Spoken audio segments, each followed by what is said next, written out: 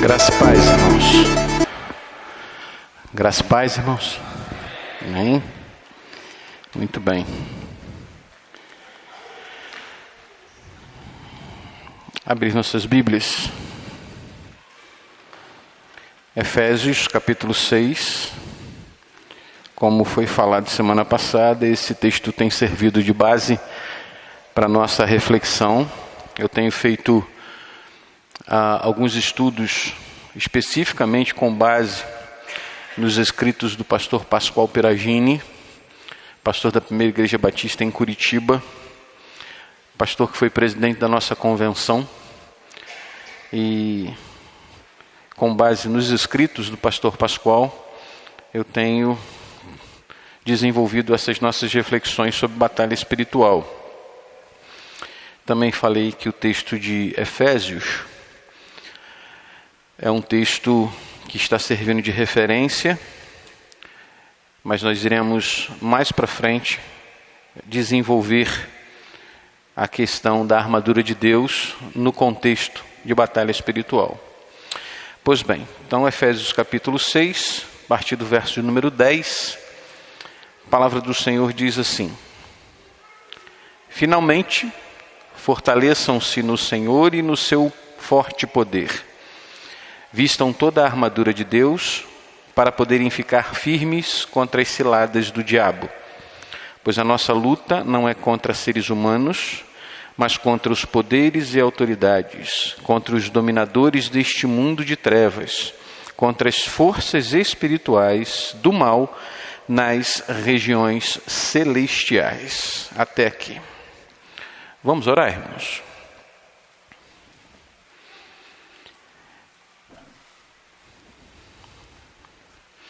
Deus Santo, nós somos gratos ao Senhor pela oportunidade de estarmos na sua casa.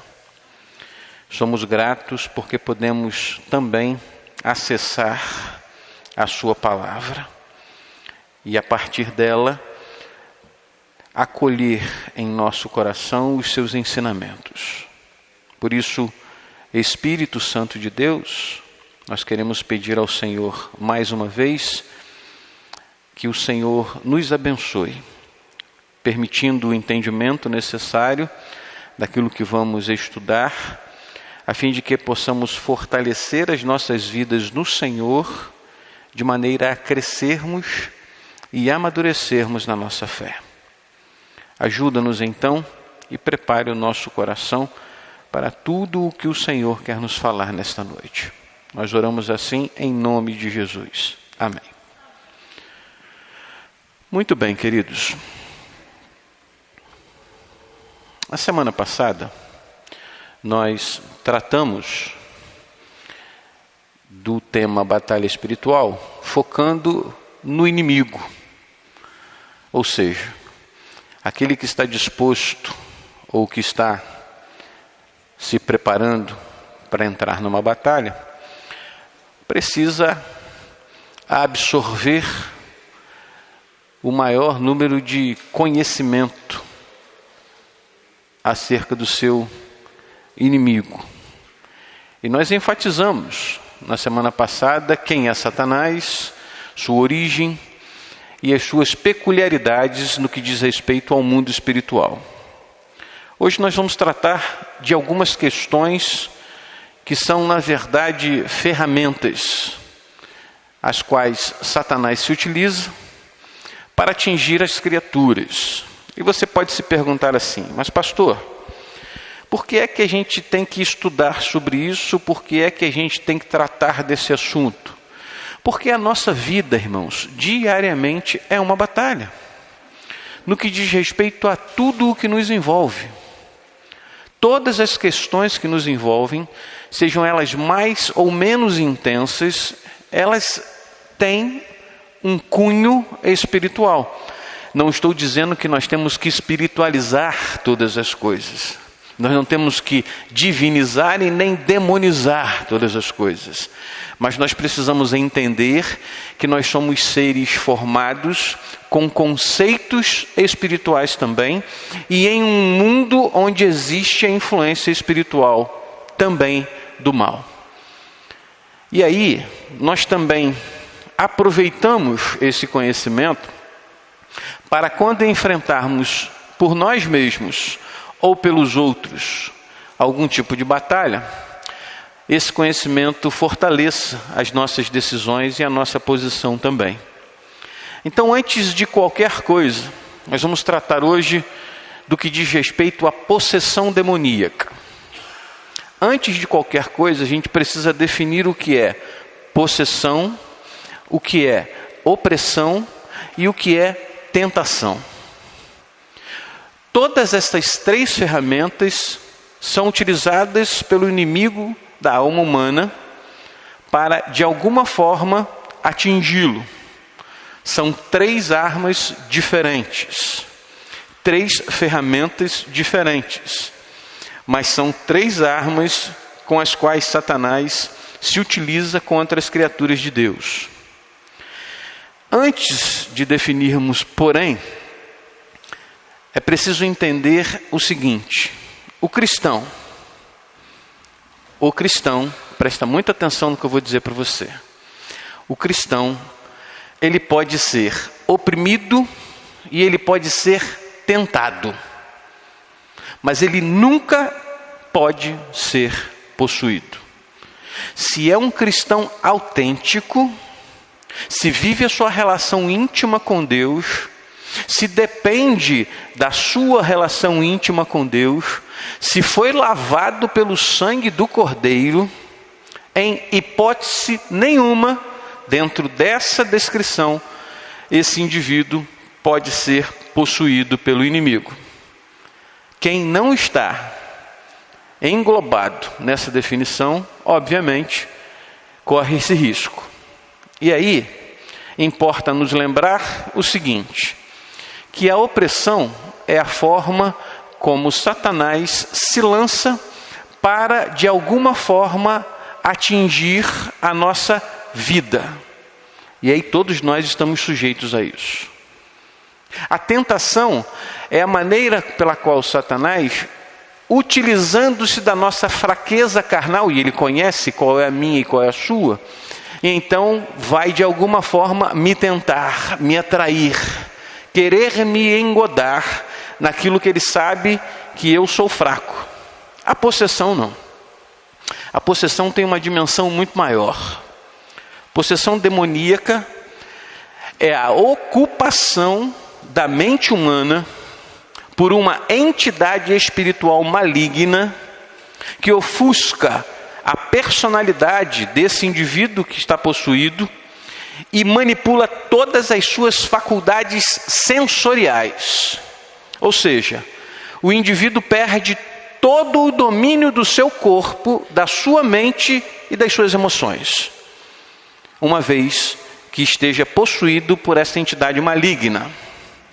Definido o que é uma coisa e outra, obviamente, nós precisamos conhecer questões que nos levam, ou que levam a criatura, o ser humano de uma maneira geral, a incorrer nessa possibilidade. Por exemplo, como uma pessoa pode ficar endemoniada? Pois bem, o ser humano, todo ser humano, ele foi criado com um propósito. O ser humano foi criado para a glória de Deus. Ele foi criado para glorificar o Criador. Uma vez que ele foi criado para esse fim, o seu corpo passa a ter a possibilidade de se tornar templo do próprio Deus. O que eu quero dizer com isso? Quando você é alcançado pela graça de Cristo, quem habita na sua vida? O Espírito Santo. E nos tornamos então templo do Espírito Santo. E é justamente a partir daí que se trava a grande batalha. Por quê? Porque Satanás quer ocupar o lugar de Deus. O objetivo dele ser glorificado e dominar todas as criaturas. Você vai dizer assim, mas a palavra de Deus diz que Satanás já está dominado. Sim, dominado e condenado. Mas ele tem por objetivo tirar o máximo de pessoas possível da presença do Senhor. Enquanto ele tem tal liberdade, ele tem por objetivo tirar o máximo de pessoas da presença de Deus. E aí, exatamente nessas questões que nós também somos oprimidos e muitas vezes tentados. E uma vez que oprimidos e tentados, sistematicamente, na fragilidade do nosso corpo e da nossa alma, né? Porque, obviamente, nós estamos falando da fragilidade e da composição humana. Sistematicamente sendo tentados e oprimidos, desanimamos, nos abatemos, entramos em depressão, e eu não quero dizer que depressão é coisa do diabo, nós já falamos sobre isso em outras ocasiões, mas existe sim uma possibilidade de uma pessoa ficar deprimida porque entristecida, desanimada e tentada na carne de diversas vezes, ela pode sim entrar num processo de depressão. Ela também pode ser de origem espiritual. O que Satanás quer é que essa criatura o adore. A partir daí, no caso daquele que não foi lavado e remido pelo sangue do Cordeiro, se houver uma pequena brecha, o inimigo se apossa da mente, domina o corpo, as emoções, a vida do ser humano, na tentativa de exprimir fisicamente todas as suas blasfêmias. Essa é a intenção de Satanás. Uma vez que ele domina a criatura, que é a criatura mais importante de Deus, e se utiliza dela, ele o faz para agredir o nosso Criador, para agredir a Deus. E aí, a gente começa a entender algumas coisas. Se ele consegue esse intento, a pessoa que é possuída por Satanás torna-se, ao contrário do seu objetivo principal quando criado, ela torna-se templo do inimigo.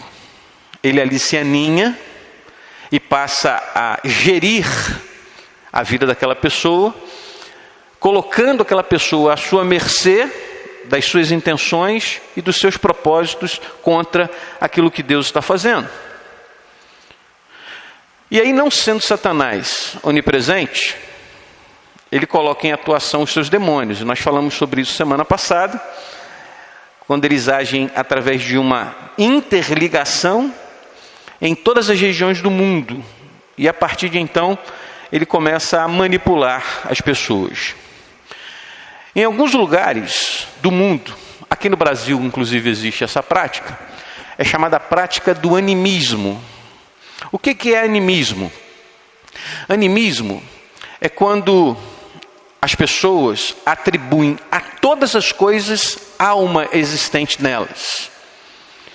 É quando essa doutrina diz, por exemplo, que numa rocha tem alma, que animais, plantas, todos os seres criados possuem alma.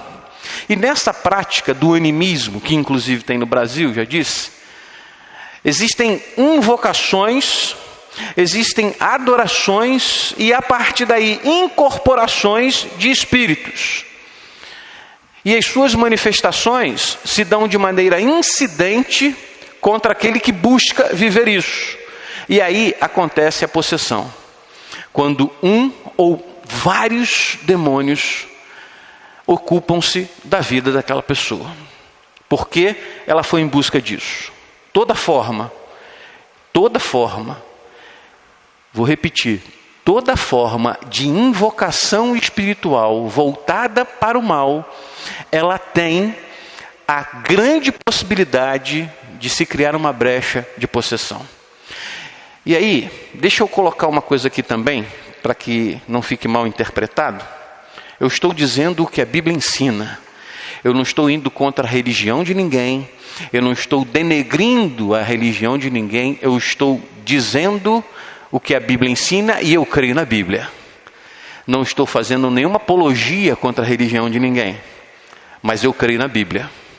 E crendo na Bíblia, eu defendo veementemente, eu faço apologia de forma veemente aquilo que ela me ensina. Então, toda invocação de um espírito encarnado, onde as pessoas vão em busca de luz, de cura através de espíritos, não deixa de ser uma manifestação satânica. Porque a gente sabe muito bem, está lá escrito em Hebreus capítulo 9, 27. Guardem esse versículo. Ao homem está ordenado morrer uma só vez, e depois disso vem o juízo. Por isso, não existe nenhuma possibilidade de reencarnação, segundo o que a Bíblia diz. Existem manifestações demoníacas, que são os seres que caminham no mundo espiritual, como nós já definimos aqui. Seja os cultos, ou as liturgias, ou as reuniões de mesa branca. Sejam cultos, reuniões, ou outra denominação que se dê, de religiões afro, não importa. O contexto bíblico me ensina que a origem das possibilidades de alguém correr o risco de se tornar possuído está aí, nessas religiões ou nessas buscas. Por exemplo, toda pessoa, se você já conviveu com alguém ligado a essa religião, ou conversou de maneira sóbria e sadia com pessoas dessa religião, compartilhou alguma das suas experiências de vida, até mesmo contando um sonho. A primeira coisa que se diz, quem vem dessa religião, é o seguinte: você tem mediunidade e precisa desenvolver esse dom. A partir daí, a pessoa que não tem um vínculo, que não tem uma relação, que não tem uma busca dentro da intimidade com Deus, está sujeita a isso. Sujeita a quê? A ser atraída, a abrir o seu corpo, a sua alma e a sua mente para esses espíritos e deixar-se controlar por eles. E aí eu te pergunto, uma pessoa que invoca esses espíritos para que eles falem pela sua própria boca, que invoca esses espíritos para que eles ajam a partir das suas próprias mãos, que invocam esses espíritos a fim de que eles controlem a sua mente, o que elas vivem quando correspondidas, senão um espírito de possessão? Exatamente isso. Porque elas abrem a porta e se tornam possuídas por demônios. Existe uma estatística que diz que 40% da população brasileira, ela transita entre o catolicismo não praticante e religiões espíritas, de feitiçarias, de bruxarias. Uma estatística que é feita pelo Ibope, de pessoas que não são, se dizem católicas, mas não são, e em contrapartida também se relacionam com religiões de práticas espíritas, de práticas de feitiçaria e de bruxaria. E aí, coisa que a gente experimenta muito pouco na nossa vida religiosa batista, mas existe uma necessidade na vida de algumas pessoas quando elas chegam em nossas igrejas, irmãos. Eu não sei como é que você vai receber o que eu vou te falar, mas existe uma necessidade de libertação a partir desse tipo de influência. Aí você vai dizer assim: não, pastor, mas a Bíblia me diz que nenhuma condenação há para aqueles que estão em Cristo Jesus. Fato. A Bíblia me diz que aqueles que estão em Cristo são nova criatura, as coisas velhas passaram e tudo se fez de novo. É fato. Mas eu pergunto para você, um pecado que você cometeu há 10 anos atrás, ele saiu da sua mente? Se o Espírito Santo já o libertou, é óbvio que não há mais nenhuma condenação sobre você. Mas volta e meia, uma coisa errada que você fez atina na sua mente. E é exatamente nessas brechas, e Satanás não entra na sua mente, mas conhece a sua fragilidade, conhece a sua história, sabe da sensibilidade que você tem a determinadas questões, ele vai buscar exatamente nisso aí. E aí aquelas pessoas que chegam, eu vou contar uma experiência aqui rápida, para você entender isso de uma forma mais ilustrativa e prática. Quando eu me converti, junto comigo tinham 3 novas pessoas também, que foram alcançadas pela graça naquela ocasião. Naquela ocasião, eu conheci um irmão, estava chegando na igreja, ele também. Conheci um irmão que ele era alcoolista. Mais do que isso, ele era envolvido com esses cultos de candomblé, de magia negra, coisas assim, muito pesadas. Ele se converteu, fez a classe de doutrina lá com o pastor, comigo, e umas 2 semanas antes do batismo, ele chegou lá em casa, trêbado, não era bêbado não, ele estava muito alcoolizado, muito alcoolizado. E aí, o que eu faço? Puxei ele para dentro de casa, fiz um café forte, joguei ele debaixo do chuveiro, tomou banho, deu uma amainada na situação, botou uma roupa minha, naquela época cabia, porque eu ainda era magro, tomou o café, e aí a coisa diminuiu um pouquinho, acabou dormindo no sofá. Dia seguinte, ele acordou, conversamos, oramos juntos, e aí ele falou assim: eu preciso falar com o pastor sobre o que aconteceu. Vamos juntos? E aí fomos falar com o pastor. Quando nós conversamos com o pastor, na sabedoria dele, disse o seguinte: quantas pessoas sabem disso? E aí, até onde eu sei, só eu e ele, né? Então, o pastor usou uma expressão que eu nunca mais esqueci. Ele disse assim: vai e não peques mais. Foi isso que o pastor falou. Mas a fragilidade daquele homem, daquele irmão, que hoje é um pastor, a fragilidade daquele homem se manifestou ali, e na sabedoria do pastor, que entendeu que todos nós estamos sujeitos ao pecado, e que existem situações, exatamente no contexto do pecado, que são mais sensíveis a cada um de nós, e você sabe aonde você pode ser atingido. A questão se resolveu, 2 semanas depois ele se batizou, e hoje tem servido a Deus para a sua própria glória, a glória do Senhor. Existem situações que nós precisamos entender, irmãos. Aqui na igreja nós já vivemos isso algumas vezes, mas não se faz alarido, não se põe faixa, não se anuncia acerca dessas coisas, porque não há necessidade disso. Nós já ficamos 7 meses orando por uma pessoa que estava endemoniada. 7 meses. Isso há 10 anos atrás. 10 anos atrás. Iam 10 pessoas, depois iam 5 pessoas, depois foram 3 pessoas que ficaram durante 7 meses orando. E hoje essa pessoa está liberta. E está na igreja com o Senhor. Isso é libertação. Coisas que a gente não fala muito, coisas que a gente não compreende, coisas que talvez a gente não experimente. Situações que talvez você até viva.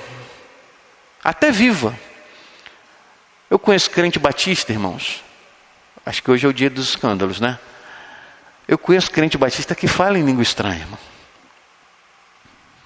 Eu conheço crente sério, gente comprometida, que fala em língua. Eu vou duvidar disso? Eu vou duvidar do que o Espírito Santo de Deus pode fazer com o fim que Ele quiser fazer? Mas não se faz alarido disso. Não se fica dizendo por aí que você precisa ser batizado em língua estranha pelo Espírito para você poder ser crente. Porque isso é heresia. Isso não está na Bíblia. O que se sabe é que existem situações no mundo espiritual que nós conhecemos, que nós vivemos, e quando eu falo nós, eu falo a igreja do Senhor, que nós conhecemos, que nós vivemos, que estão além da nossa compreensão. Mas nós precisamos nos abrir para isso. Uma vez, nós estávamos orando num determinado lugar, e uma irmã disse que nós deveríamos estar preparados para a chegada de mendigos em nossas igrejas. Em nossa igreja especificamente. Logo depois que ela orou dessa maneira, nós começamos a receber pessoas aqui que vinham de lugares distantes, e aí começamos a fazer trabalho na rua, e fomos proibidos na prefeitura, porque a prefeitura dizia que a gente estava incentivando a mendicância, naquela época, mas nós alcançamos mais ou menos umas 10 pessoas, e das 10, 5 nós mandamos de volta para as suas cidades, porque queriam voltar e não tinham condições, e voltaram para as suas cidades. Algumas vieram aqui na igreja, tomavam banho aqui na igreja, dormiam aqui na igreja. Quantas pessoas sabem disso? Nós precisamos estar sensíveis à voz do Espírito Santo, porque no meio dessa batalha espiritual, na fragilidade que você tem, e que pessoas com as quais nós convivemos também têm, precisam viver. E aí eu falo para você o seguinte: como é que nós vencemos através do processo de libertação? Eu estou abrindo um parênteses aqui, porque eu não ia falar sobre isso hoje, mas, enfim, o Espírito Santo está mexendo, a gente vai falar. Como é que nós vencemos no processo de libertação? 3 formas. 3 formas. Oração, palavra e jejum. Não existe outra maneira. Não existe outra forma. E eu vou dizer para você o seguinte: desânimo, dificuldade de relacionamento, crente ioiô, sabe aquele crente que ora ele está um barril de pólvora explodindo, ora ele está um barril de pólvora vazio. Um indivíduo chega, vibra, torce, gosta, faz, daqui a pouco o negócio bate um desânimo nele. Esse é o crente que vive pelas realizações. Ele precisa ser liberto disso. Sabe por quê? Ele precisa se projetar, ele precisa ser visto, ele precisa ser notado, ele precisa ser evidenciado nos dons que possui. Crente não precisa disso. Só estou citando um exemplo, uma situação, diante de tantas outras vícios e manias que nós temos. São processos de libertação. Enfim, fechado esse parênteses, quais são as causas da possessão demoníaca? Isso é importante mais que você entenda, porque faz parte da nossa realidade diária. E você vai entender o que eu estou dizendo. Quais são as causas da possessão demoníaca? Primeiro, nem todas as pessoas que se envolvem com essas práticas, com as práticas de magia negra, de feitiçaria, de bruxaria, elas ficam possessas. Mas todas aquelas que ficam possessas foram de alguma forma influenciadas por uma ou mais das causas seguintes que eu vou dizer aqui. Primeiro, envolvimento com macumbaria ou com espiritismo. Seja através, preste atenção no que eu vou te dizer, seja através de frequências aos rituais, seja através de literaturas desse gênero, no intuito de trazer informação e conhecimento para crescimento pessoal, seja após um relacionamento sentimental com pessoas envolvidas nessa crença. Percebeu? Seja porque você frequenta, seja porque você busca conhecimento para você mesmo, no sentido de crescimento pessoal a partir de literaturas, ou porque você se envolveu com uma pessoa que está dentro dessa situação. E aí a gente vai remeter a nossa mente lá para Levítico, capítulo 19, verso 31, que diz assim: não recorram aos médiuns, nem busquem a quem consulta espíritos, pois vocês serão contaminados por eles. Eu sou o Senhor, o Deus de vocês. Aqui, eu quero deixar uma coisa bem clara. Você pode falar assim, mas isso é Velho Testamento, isso é lei. Existem leis morais, existem leis cerimoniais. Leis morais, elas permanecem todo o tempo. em todas as circunstâncias da nossa vida.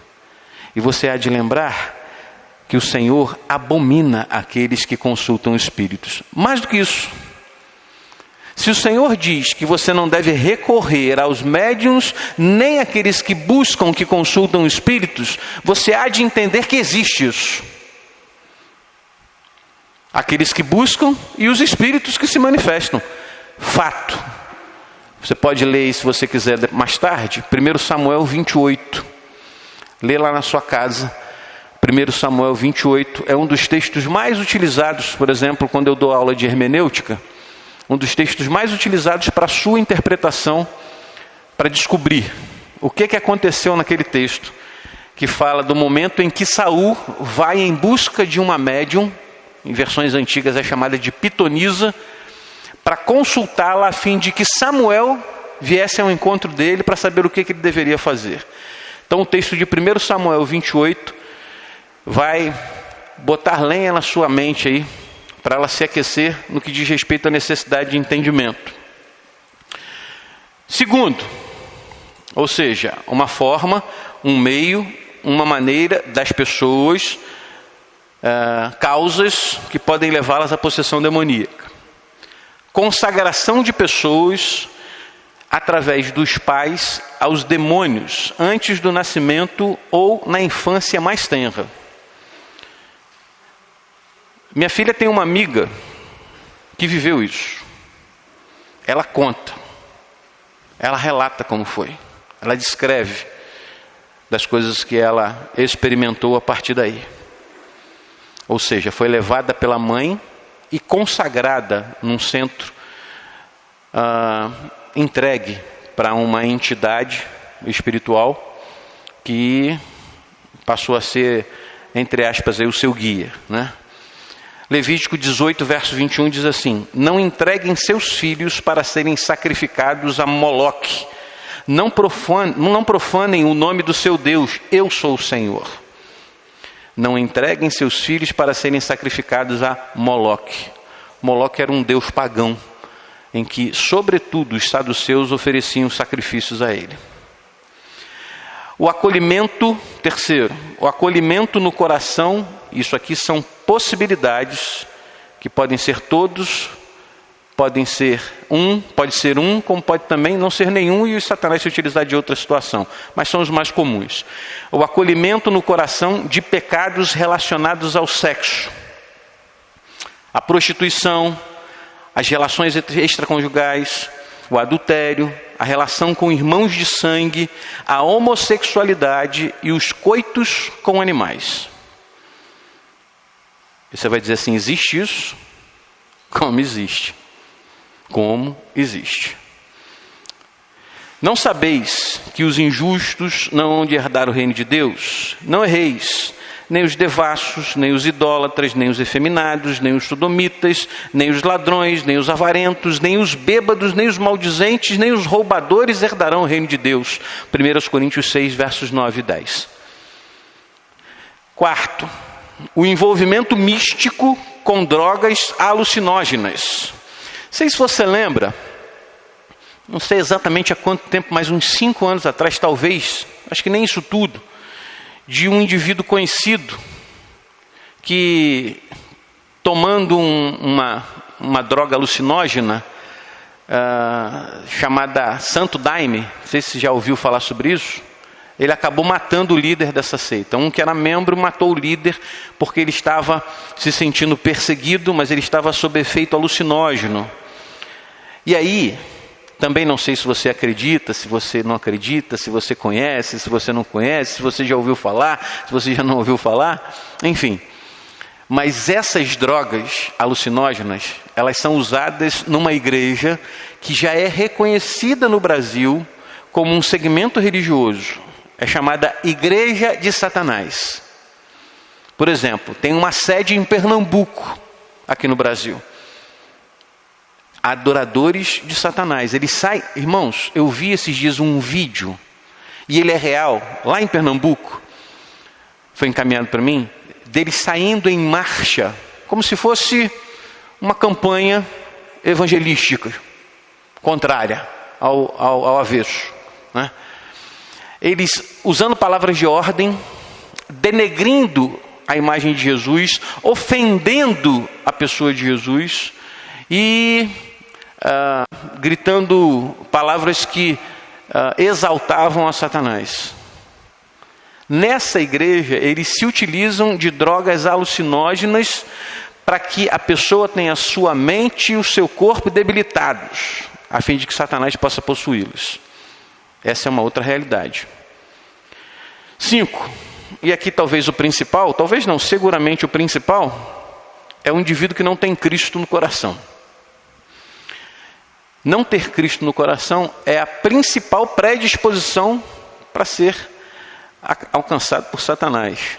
Há casos de que o indivíduo que é possuído, por exemplo, tem uma vida reta, tem uma vida absolutamente dentro dos padrões estabelecidos pela sociedade, o padrão humano, nunca se envolveu com magia negra, com espiritismo ou com qualquer outro segmento que pudesse atraí-lo a isso, mas a fragilidade e a exposição da sua alma por não estar com Cristo é exatamente o perigo que faz com que ele incorra em se tornar um alvo muito fácil. Tudo bem até aí? Algum questionamento? Que bom que não. Como que alguém fica endemoniado? Você já viu alguém endemoniado? Quem já viu alguém endemoniado aqui? Estava endemoniado, oprimido? Como é que você descreveu isso? Endemoniado ou oprimido? Vou te dar algumas características no final do que é alguém possuído. Está ali no Data Show, no final eu vou te mostrar. E aí você vai começar a diferenciar uma coisa da outra. Falei da semana passada que em 95 para mais um pouquinho, talvez, nós vivemos situações de opressão. Situações de opressão e não de possessão. E aí você vai entender isso daqui a pouco. Eu estava uma vez no escritório, quando eu morava em Barra e nós tínhamos o escritório de contabilidade. Eu estava no escritório e uma irmã me ligou, perguntando onde eu estava. Pastor, você está onde? Eu falei, estou no escritório. Posso dar um pulinho aí com uma pessoa? Eu falei, pode. Não sabia do que se tratava. Ela chegou com uma outra pessoa e, pastor, aí ela descreveu a história para mim. E eu falei, vamos orar. Fechamos a porta do escritório. Depois eu descobri, vou contar depois no final. E aí começamos a orar. Eu nunca vi o que eu tinha visto. Nunca vi. Isso tem quase 10 anos também. A pessoa que estava oprimida, e ela estava oprimida, ela dava a volta no próprio corpo, mas sem sair do lugar. Nunca vi isso na minha vida. Ela girava o corpo quase que 360 graus, irmãos. Eu acho que se virasse 360 graus, eu diria que ela estava possuída. E aí oramos durante uns 40 minutos, até que nós percebemos que a coisa tinha aquietado.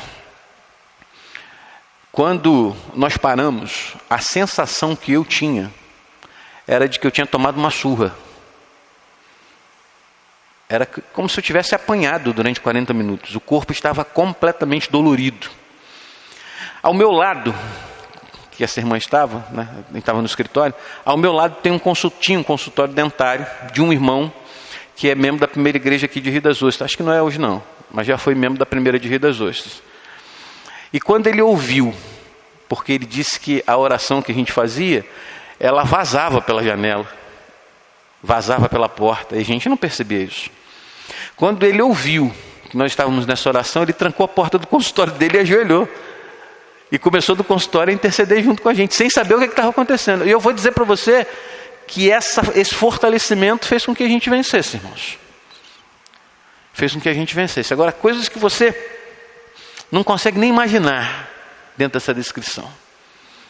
Mas por quê? Porque ali estava uma pessoa oprimida. E aí tem um histórico, tem informações, tem situações, características, oprimida e não possessa. A possessão é um negócio muito maior do que a gente pode imaginar. Vamos lá, como é que alguém fica endemoniado? Primeiro, invocando e fazendo pactos de idolatria. Existem pessoas que fazem isso de uma forma assim, primeiro, achando que está fazendo algo bom, ou criando simbolismos numa religião própria. Consciente ou inconsciente, esse pacto é algo que trará para a vida dela a manifestação de um inimigo. Por exemplo, quem vai a um centro umbandista em busca de fazer um pacto, por exemplo, ele vai ser induzido a um ritual. A primeira coisa que ele faz, ou que ele é induzido a fazer, é oferecer algo para uma entidade chamada Exu. Primeira coisa. E ele é induzido a fazer isso, essa entidade, que na verdade dentro da Umbanda é chamada de um orixá, ela é obrigada a fazer isso porque se ela não fizer, esse orixá, essa entidade, que é um brincalhão, segundo a descrição da Umbanda, que é um orixá, que é um brincalhão, ele vai fazer um escarcéu na vida daquela pessoa. Ao invés de trazer para ela o que ela deseja, porque ela não ofereceu nada para ele, ele vai fazer um escarcéu, vai fazer um pandemônio na vida do indivíduo. E aí, com medo, a pessoa faz a oferenda, e fazendo a oferenda, o que ela faz? Um pacto. Convida aquela entidade para tomar conta da sua vida. Para se tornar mãe ou filha de santo, por exemplo, que é uma das questões que se caracterizam pelos pactos. Meu querido, eu vou descrever para você, conquanto seja repugnante, mas é exatamente isso que acontece. A pessoa ela fica internada, invariavelmente numa tenda. Dentro dessa tenda tem uma cela. Uma cela. E ela fica dentro dessa cela por 7 dias. Sem fazer absolutamente nada diferente disso. E você pode imaginar o que ela faz dentro dessa cela. Ela tem a sua cabeça raspada. E ela começa a oferecer, dependendo da entidade, ela começa a oferecer uma série de animais em sacrifício a essa entidade. Cada animal que ela oferece, ela tem que beber o sangue dele. Isso não é mentira, irmãos. Isso é fato. Qualquer livro que você encontre de candomblé fala sobre esses rituais. Qualquer livro. Mas eu conheço pessoas que viveram isso. Então estou te descrevendo o que pessoas fizeram. Esse irmão, por exemplo, que eu contei de ter se embriagado, ele vivia isso. De tempos em tempos, além de beber o sangue dos animais que são oferecidos, de tempos em tempos, essa pessoa ela é banhada por um líquido que fica em um balde, com uma espécie de carne que tem ali, em estado de putrefação e cheia de verme.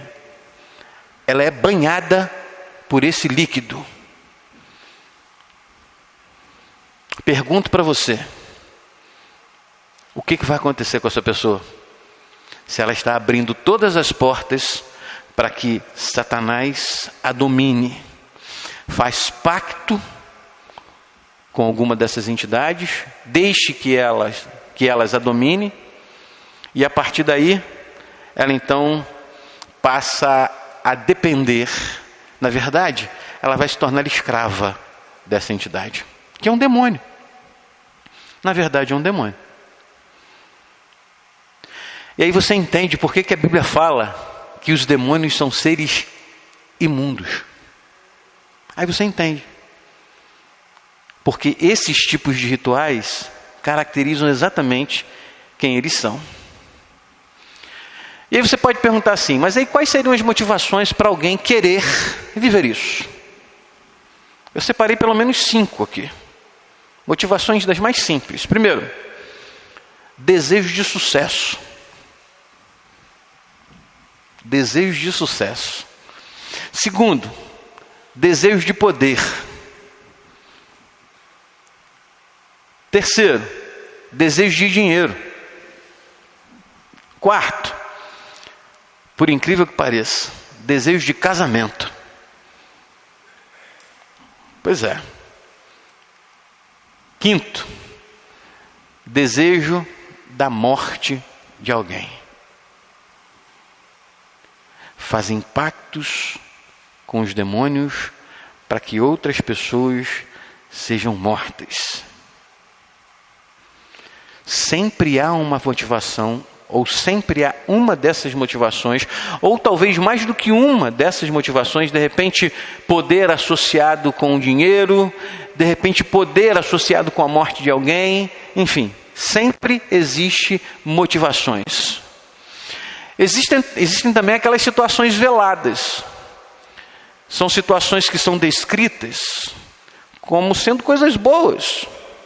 São pactos satânicos firmados em ambientes aparentemente bonitos, agradáveis, motivados pelo comportamento humano, caracterizado por uma falsa humildade, que na verdade essa humildade é a busca por aquilo que ela deseja ter, são as boas obras. Entidades que se manifestam inclusive como entidades de luz, com características de bondade e que se dizem inclusive enviadas por Jesus. Mas a Bíblia diz que Satanás se disfarça em anjo-luz, se possível até para enganar aqueles que são fiéis a Deus. Algumas pessoas, elas ficam possessas por demônios para obter, entre aspas aqui, bênçãos para sua família. Consagram seus filhos ou entregam os seus filhos através dessas entidades e de rituais caracterizados. Há também muita busca espiritual a médiuns por cura. A gente já ouviu centenas de pessoas, centenas de milhares de pessoas, por exemplo, que iam atrás de um médium muito famoso, que já morreu, a fim de que ele pudesse curar aquelas pessoas de suas doenças. Outras que fazem isso de forma simples. Eu lembro que meu pai tinha uma doença chamada erisipela e de vez em quando ela se manifestava na perna dele. Meu pai não era crente. O que você acha que ele fazia? Na ponta da outra rua tinha uma benzedeira. Minha avó tinha problemas sérios de varizes, a mãe do meu pai. E aí quando os problemas apareciam lá nas varizes, onde ela ia? Na benzedeira. E o capeta é tão sujo que eles voltavam de lá melhor, para 2 dias depois cair novamente. Porque ele dá com uma mão e tira com a outra. Mas vai fazer eles entenderem isso. Lógico que mais tarde a graça se manifestou de alguma maneira.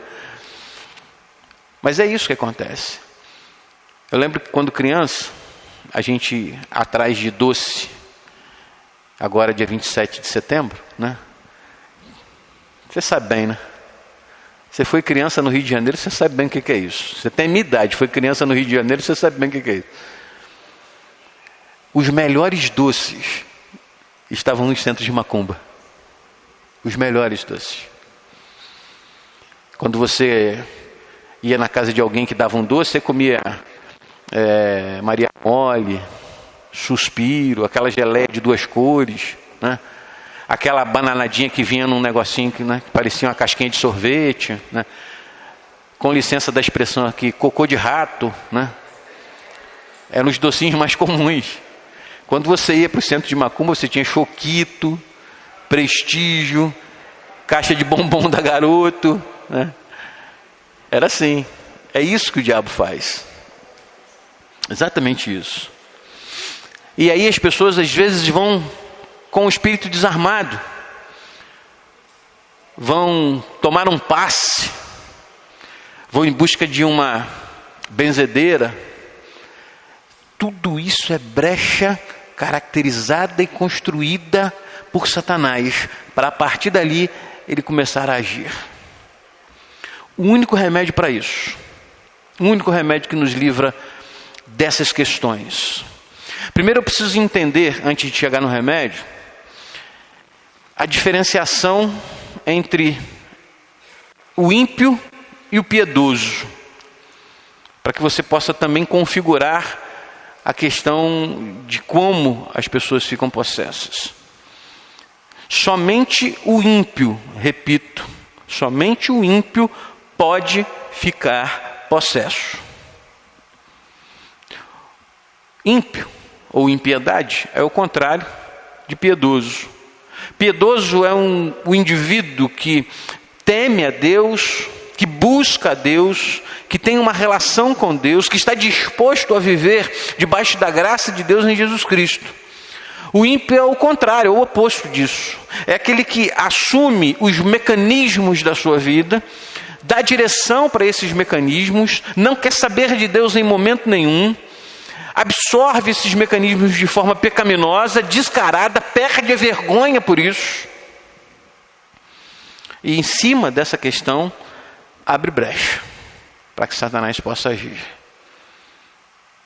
E aí eu concluo exatamente dessa forma. O único remédio para curar o ímpio é o sangue de Cristo. Existe uma ilustração, e eu quero concluir com essa ilustração e o texto bíblico lá de 1 João 1,5, e depois eu vou apresentar para você só o relatório aí de características e questões que ficam na vida do indivíduo ali quando ele está possesso, para você poder identificar.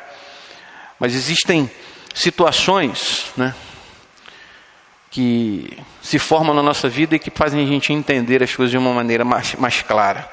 E uma vez eu ouvi isso, não tem nada aqui que possa caracterizar, mas vamos imaginar aqui, só imaginar. Imaginem, apenas e obviamente imaginem que aqui está a mão de Deus. Imaginem. E aí imaginem que você está sobre ela. Você está sobre a mão de Deus. E aí você fica guardado pela mão de Deus. Está aqui. Guardado e resguardado. E aí vamos imaginar que uma vez que você está na mão de Deus, vamos imaginar, apenas imaginar, que Satanás venha, e você pode imaginar isso de que forma? Uma vez ele se apresentou para Deus, quis confrontar Deus com o comportamento de Jó, então eu posso imaginar dessa maneira. Vamos imaginar que Satanás começasse a dialogar com Deus acerca de você que está ali na mão de Deus. E que Satanás começasse a forçar a mão de Deus para abri-la, para alcançar ou para atingir você. Vamos imaginar. E aí Deus permite. Ele abre um dedo, ele abre outro dedo, e ele vai abrindo os dedos, até que a mão toda fique aberta e você continua ali na mão de Deus. Quando a mão de Deus fica aberta, e Satanás olha para você, ele sai correndo. Por quê? Sobre você está o sangue do Cordeiro. É só assim que Satanás não possui uma criatura. Até nas imaginações mais absurdas, a gente consegue perceber que Satanás não tem como tocar naquele que pertence a Cristo. Daí a seriedade de você buscar uma aproximação a cada dia maior, fortalecendo-se diante das probabilidades de batalhas que surgem na sua vida. Tabela dos sintomas relacionados à possessão demoníaca. Bota aí para mim, por favor, Abel. Acho que dá para você enxergar. Dá? Está meio esquisito ali, mas está faltando alguma coisa ali. Na verdade aqui, seria a primeira tabela, são sintomas físicos. Então você tem uma força sobre-humana no indivíduo que está possesso, expressão facial alterada, mudança na voz, aspereza, zombaria, rouquidão, convulsões e prostração, insensibilidade à dor. São questões físicas e os textos aqui embaixo corroboram com isso. Depois eu posso passar isso para você. Na segunda fileira ali, são questões de sintomas psicológicos. E aí você tem clarividência, que é a forma de você descobrir coisas. Por exemplo, você põe a mão para trás e diz que tem lá uma caneta na sua mão, o indivíduo que está possesso vai dizer que tem, e ele não viu. Telepatia, habilidade de conhecer pensamentos. Presta atenção que não é entrar na mente, é trabalhar com sugestões. Pelo seu comportamento, pelo seu histórico, o demônio pode persuadir o indivíduo através daquilo que aparentemente é telepatia, porque ele não pode entrar na mente de ninguém. A habilidade para predizer o futuro, e aí, uma vez que ele conhece a história, ele joga com as questões. Habilidade para falar em línguas estrangeiras desconhecidas da pessoa possuída. Essa é uma característica de Satanás, em imitar Deus na questão da língua estranha. E estado de transe, que são desfigurações da pessoa. E lá por último, sintomas espirituais. Você tem caráter imoral, exemplo, mundanismo, nudez, linguagem obscena, ameaça verbal ou física a tudo o que representa Cristo e o cristianismo, entrar em estado de transe quando alguém ora, incapacidade de confessar Jesus de forma reverente, fenômeno de poltergastes, ou seja, aquelas coisas que voam, que trocam de lugar, ruídos inexplicáveis, objetos em movimento, odores desagradáveis, são também apresentados aí pelos versículos que estão abaixo. Então são só características de fato de quem está possesso por um demônio. A partir daí você então começa a identificar as questões das batalhas que nos cercam e como isso está em evidência. Não, como eu disse semana passada, da maneira como muitas pessoas acham, mas dentro do que a palavra nos ensina. Queria convidar você para orar nesse momento, buscando a presença do Senhor e apresentando suas questões pessoais, apresentando suas batalhas, suas lutas, suas fragilidades, apresentando as suas opressões, apresentando ao Senhor as suas tentações e pedindo ao Senhor que o livre diariamente dessas situações. Porque só Ele, só Deus, só em Deus existe essa possibilidade de você, de fato, conseguir escapar das ações e das investidas do inimigo em nossas vidas. Repito para você aquilo que nós lemos lá em Efésios capítulo 6. Finalmente, fortaleçam-se no Senhor e no seu forte poder. Vistam toda a armadura de Deus para poderem ficar firmes contra as ciladas do diabo. Pois a nossa luta não é contra seres humanos, mas contra os poderes e autoridades, contra os dominadores deste mundo de trevas, contra as forças espirituais do mal nas regiões celestiais. E o texto de 1 João 1,5. E esta é a mensagem que dele ouvimos e vos anunciamos, que Deus é luz e não há nele trevas nenhuma. Ore ao Senhor, querido. Ore ao Senhor, coloque a sua vida diante de Deus e peça para que Ele o fortaleça em meio às suas batalhas. Se você estiver lembrando de alguém que precisa viver um processo de libertação, coloque agora diante do Senhor. São situações extremadas, situações que fogem ao domínio do ser humano, situações que muitas vezes se servem de influências do inimigo, enfim, de uma maneira ou de outra. Coloque diante do Senhor todas essas questões, toda essa situação que envolve a sua vida e tudo aquilo que nós ouvimos aqui nessa noite.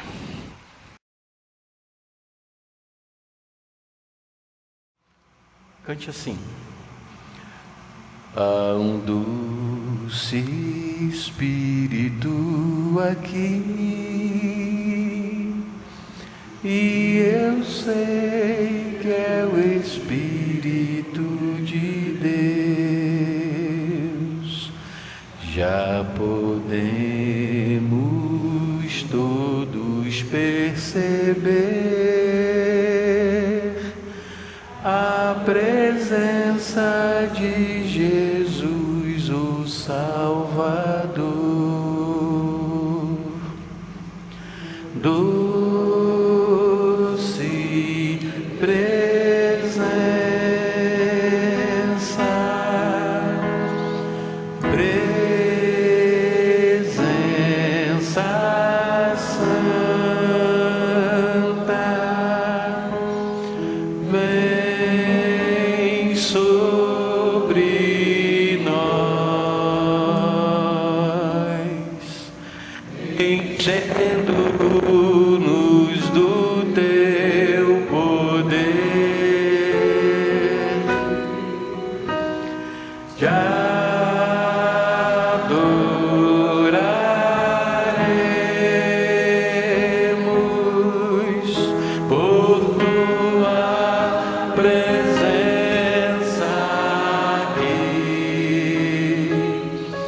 e que renovará os nossos corações. Louvado seja o Senhor, e que renovará os nossos corações. Louvado seja o Senhor.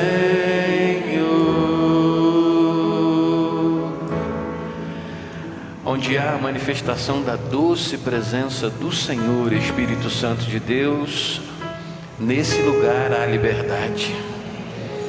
Liberdade plena, porque o Senhor é Deus. Liberdade porque o Senhor identifica aqueles que são lavados e remidos pelo sangue do Cordeiro.